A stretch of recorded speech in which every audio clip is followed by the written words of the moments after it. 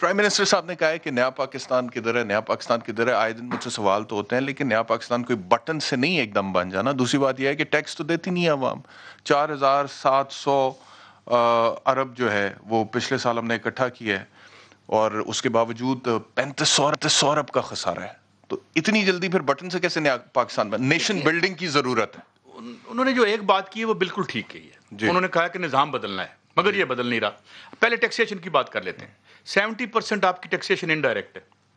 Tax تو اس ملک کا عام آدمی، غریب آدمی دے رہا ہے. اور ظلم یہ ہے کہ ایک جو بلینر ہے اس پر بھی اتنی ٹیکس لگ رہا ہے جتنا میرے اوپر لگ رہا ہے. 17% میں GST دے رہا ہوں، ود ہولڈنگ ٹیکس میں جو اتنا دے رہا ہوں.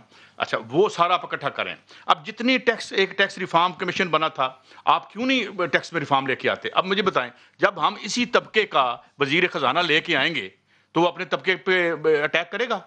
ایک بزنس مین کو آپ وزیر خزانہ بنا دیں گے، یا آپ حفیظ شیخ کو بنا دیتے ہیں، یا اس سے پہلے ڈار صاحب کو بنایا ہوا تھا، وہ تو ایک خاندان کے وزیر خزانہ تھے. تو اس لیے بنیادی طور پر خان صاحب کا جو پرابلم ہے وہ یہ ہے کہ وہ انہوں نے وعدے کسی اور نظام کے کر رکھے ہیں، پورے کسی اور میں کر رہے ہیں.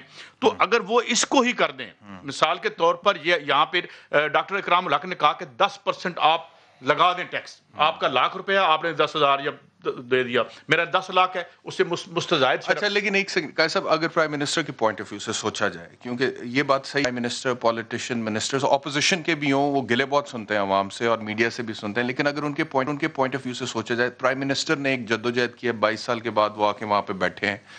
اس کے بعد لیٹس سپوز کہ he really wants to change the system and he wants to build a نیا پاکستان، رائٹ؟ لیکن وہ کہتے ہیں کہ آوے کا آوا بگڑا ہوا. انڈیویجول لیول پہ دیکھا جائے، انڈیویجول لیول پہ دیکھا جائے تو سسٹم کے بینیفیشریز نیچے تک ہیں، نیچے تک سسٹم کے، مطلب کہ انڈیویجول لیول پہ ہر بندہ اپنا کام سیدھا کرنا چاہتا ہے، رشوت سے، سفارش سے. کلیکٹیو لیول پہ وہ چاہتا ہے کہ پرائم منسٹر کوئی ایسا بٹن واقعی دبا دے، یا ایبرے کا ڈیبرا یا جادو چلے، ایک دم نیا پاکستان. جب تک نیشن بلڈنگ، ہر فرد اپنا کنٹریبیوشن نہیں دے گا ٹورڈز نیا پاکستان، بن سکتا ہے؟ میں آپ کو اس سے الٹ بات کروں گا، مجھے اجازت دیں. جی فرمائیں. اگر 1% جو اس ملک کے ذرائع پیداوار پہ قابض ہیں، جو بینکوں کے مالک ہیں، ہاؤسنگ سوسائٹیوں کے مالک ہیں، یہاں کی اسمبلیوں کے مالک ہیں، دیکھیں عام آدمی کیا کرے. عام آدمی کے پاس آپ نے ایک رستہ چھوڑا ہے کہ اس کے پاس اگر پیسے ہیں تو کلر کو دے کے اپنا جائز کام کروا لے. You have created this condition. ایک تو یہ کہ ریاست میں جان نہیں ہے کہ ایک آدمی کو اتنے پیسے دے سکے کہ وہ زندگی گزارے. تو کلرک کو نہ کیوں نہیں کرتا؟ وہ کس کو؟ کلرک کو نہ کیوں نہیں کرتا رشوت دینے سے؟ کیونکہ اس نے کام کروانا ہے. کام ہوگا نہیں یار میں اگر گھر گیس لوانی ہے، میں مصیبت میں لکڑیاں جلاؤں گا، کیا کروں گا؟ ہم نے کنڈیشن بنا دی ہے. بات یہ ہے یعنی کہ رشوت دینا مجبوری ہے. آپ نے جو رشوت ایک یہاں پہ ایک میں یہ آپ کو بات، یہ 35 سال میں نام بن گیا، 35-40 سال میں.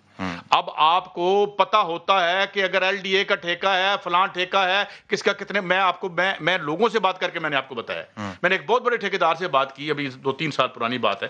اس نے کہا جی 70% ملتا ہے ہمیں جو ہوتا ہے، باقی اوپر بڑھنے ہیں. میں کہ 70% ملتا ہے تو اس کا مطلب نیچے تو 35% لگتا ہوگا نا. تو PSDP جو ہے عوام کے پیسے ہیں، وہ سب سے بڑی چوری اس میں ہوتی ہے. یہ کیوں ٹھیکے بناتے ہیں؟ یہ بڑے بڑے پروجیکٹ کیوں بناتے ہیں؟ کیا وجہ ہے؟ یہاں پہ ہمیں ان چیزوں کی ضرورت ہے.